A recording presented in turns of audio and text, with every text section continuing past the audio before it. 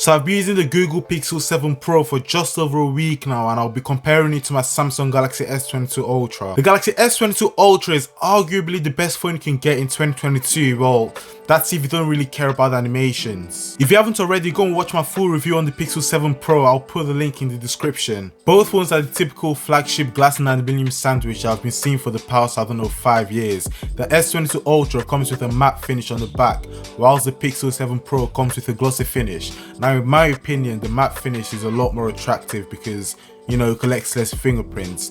I unboxed my Pixel 7 Pro, and already in the first 30 seconds, the back was covered in dirty fingerprints. Now, I ain't saying that I've got dirty hands, but you know, fingerprints on phones, they don't really look that nice, do they? Now, as you can see, I've got a crack on the Pixel 7 Pro, but not my S22 Ultra, and that's because I've actually dropped both phones.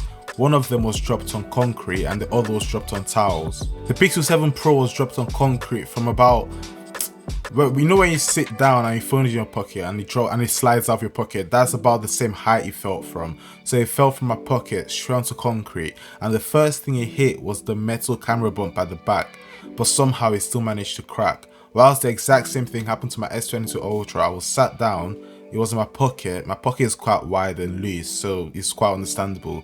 It was sat in my pocket, it fell down on tiles this time, and there was not a single crack. My heart, that was the closest I've actually come to a heart attack. Although at the front of my S22 Ultra I do have some scratches, so as the tech legends once said, glass is glass and glass does spray. I prefer the look and feel of the S22 Ultra compared to my Pixel 7 Pro. The S22 Ultra just feels a lot more premium and dense, whilst the Pixel feels a lot more empty. I've mentioned my preference on my Twitter, the link will be in the description, so if you want to see that, head over to my Twitter, and whilst you're there, give me a follow. But as I said, the S22 Ultra just feels more premium than the Pixel 7 Pro. It's a lot bigger as well and wider, but that's understandable because the S22 Ultra comes with a 6.8 inch display compared to the Pixel 6.7 inch display. They're both curved, so you can't really have the argument of a curved versus flat display, so no matter what one you get, you'll have a curved screen. The curvature is quite similar on both phones, so that shouldn't really be a deciding point. I've got a game for us to play. Now the question is, which phone has the better display? If I can guess your answer correctly, then you must hit that red juicy subscribe button down below and turn it grey. 3, 2, 1, your answer is S22 Ultra. Obviously, this is the easiest game I've ever played, and it should come to no surprise that Samsung gives their flagships the best of the best display, considering Samsung is the best display manufacturer. Not only does the S22 Ultra look brighter than the Pixel 7 Pro, it also looks sharper to my eyes. This by no means means that the Pixel 7 Pro has a terrible display. It's still quite usable by anyone really, but let's put it like this. I was outside and my S22 Ultra was at 50% brightness. I could see the display quite comfortably. Everything was popping. Now to achieve that same brightness on my Pixel 7 Pro, I had to put the display between 90 and 100% brightness. This is obviously an estimate as my eye isn't a lux meter, but this just goes to show the difference in quality. The S22 Ultra also comes with an S Pen. Now this is convenient to have if you're an artist, if you like drawing, if you like writing notes, just stuff you do with an S Pen basically.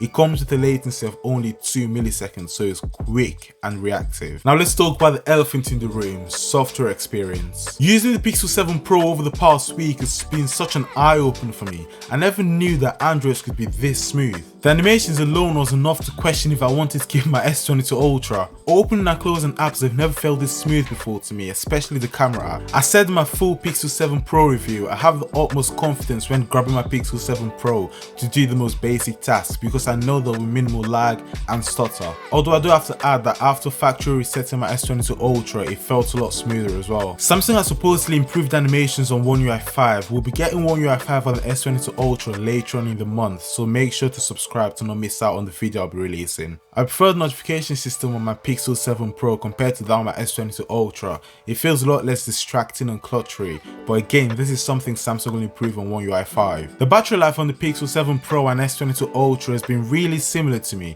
It will get you an easy all-day battery life. Heavy, medium, light tasks, no problem, it will handle it perfectly fine. The S22 Ultra obviously has a much faster and stronger chip than that in the Pixel 7 Pro. It either comes with the Snapdragon 8 Gen 1 or the Exynos 2200 with AMD GPU. The Pixel 7 Pro comes with the Tensor G2 chip. It's a lot smarter than the S22 Ultra, and by smart I mean artificial intelligence and machine learning. It's powerful enough for every day-to-day tasks, but if you edit videos and extreme quality photos, or even if you play AAA games, you will start to notice the difference. That's when you see the difference in processing power between the S22 Ultra and Pixel 7 Pro. The Pixel 7 Pro was never made to be a gaming phone, so stay far away from it. That's if you're a mobile gamer.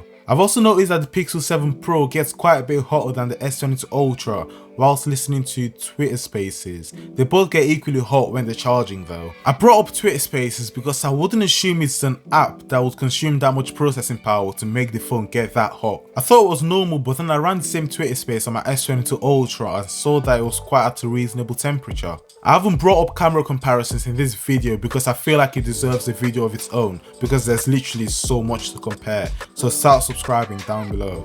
Should you get the Pixel 7 Pro or the S22 Ultra? Now listen, if you're an everyday light user of your phone, then the Pixel 7 Pro will suffice. It's powerful enough to do common tasks, but not strong enough to do heavy tasks. If you're a heavy user that edits videos, edits photos, plays a lot of games, get the S22 Ultra, it surely won't disappoint. It has a much better thermal control system, a stronger chip, and a bigger display. That's all you could ask for. You can now watch my video on the Pixel 7 Pro here. Like and subscribe if you haven't already. Follow me on Twitter and join my Discord, link in the description.